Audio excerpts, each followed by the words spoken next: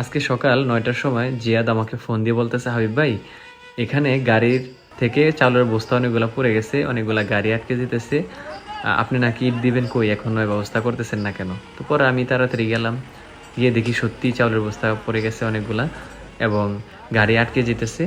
পরে জিয়াদকে বললাম, তুমি আমার গাড়িতে ওঠো, আমরা ব্রিকফিল্ডে আমার ১২০০ ইট আছে, ওই ইটের থেকে আমরা কিছু এক গাড়ি ইট আমরা এখানে ব্যবস্থা করতেছি। তো পরে আমি আর জিয়াদ ব্রিকফিল্ডে গেলাম ইটের জন্য। তো ইট ভরে আমরা এখন নিয়ে আসবো। আসলে আমরা ওই রাস্তাটার জন্য এক গাড়ি ইটের ব্যবস্থা করছি ফ্রেন্ডস থেকে। তো আমরা দেখি কি করা যায়, আমরা এখন ওইটার দিয়া মোটামুটি আর অ্যাক্সিডেন্টটা যে না হয়। আমি আপনাদেরকে আগেও বলেছি, এখনও বলতেছি, আমাকে ইটের জন্য কম টাকা রেখে থাকে হেলাল ভাই, খুব ভালো মনের মানুষ। তো তার এই সহযোগিতা আমার কাছে অনেক ভালো লাগে এবং আমি তার জন্য অনেক দূর আগে যেতে পারি। তো পরে আমি আনলাম ইট, তারপরে কাজ করতেছি। আসলে এই যে গাড়িগুলো দেখতেছেন আপনারা, এই যে ভোলা শহরের দক্ষিণ অঞ্চলে যত ডিস্ট্রিক্ট গাড়ি আছে এবং কাজীপাড়ম থেকে রাইস মিল এবং আরও যত কোম্পানি, গ্যাসের যত কোম্পানির গাড়িগুলো আছে এখান দিয়ে যায়।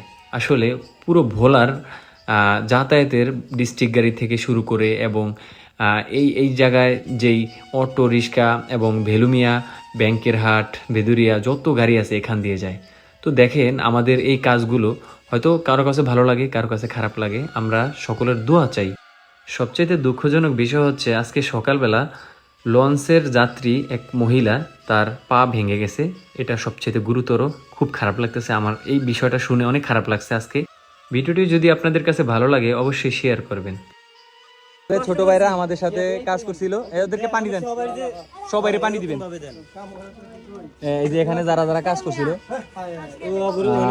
ওদেরকে সবাই বলছে যে টাকা উঠে দিই, কিন্তু আমরা বলতেছি যে না, টাকা উঠে নি। ভালো হইছে না? ভালো হইছে না? আমার মাইসে আবার আজে বাজে কথা কই, এরা টাকা সাদাবাজি করে, দরকার নেই। আমাদেরকে যারা খুশি হয়ে যদি কেউ কিছু খাওয়ায়, এটা খামু আমরা এটা না কম না। ঠিক আছে, এই যে আমরা এই বিস্কিট, আমরা নিজের এই বিস্কিট কিনে আমরা নিজেরই খাইতেছি। যাও, সমস্যা নাই। আলহামদুলিল্লাহ, আমাদের যে নিয়ত ছিল যে যেটা হচ্ছে যেখানে গাড়ি অ্যাক্সিডেন্ট হয় ওখানে আমরা আর গাড়ি অ্যাক্সিডেন্ট হতে দেবো না। ভাই ঠিক আছে, আর অপশন আছে গাড়ি অ্যাক্সিডেন্ট হয়? আপাতত বর্তমানে নাই, চলতে চলতে যদি আবার হয়ে যায় হয়তো গাড়ি অ্যাক্সিডেন্ট হতে পারে। তো কেমন লাগছে? আমরা কাজ কি বেশি সময় লাগছে? টাকা আমি দিছি, জিয়াদের পরিশ্রম দিছে, জিয়াদও টাকা দিতে চাইছে, আমি জিয়াদের না বলছি, কারণ ওর থেকে ও ইনকাম করে কম, মানে করেই না, ছাত্র তো।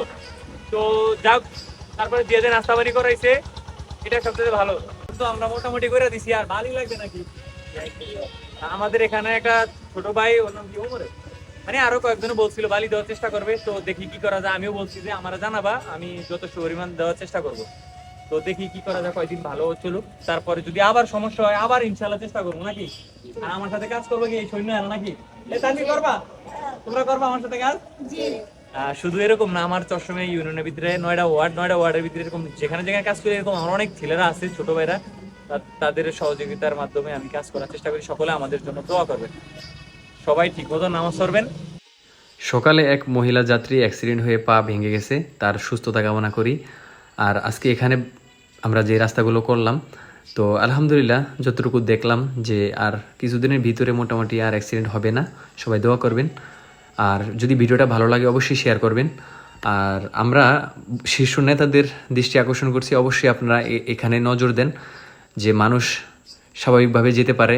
আপনারা নিজেরাই কাজ আনেন, কন্ট্যাক্ট করে আনেন। আমরা চাই যে প্রত্যেকটা ইউনিয়নের রাস্তাঘাট ভালো থাকুক, মানুষ ভালোভাবে চলুক, এটাই প্রত্যাশা করি। সবাই ভালো থাকবেন, সুস্থ থাকবেন, ঠিকমতো নামাজ পড়বেন। আসসালামু আলাইকুম।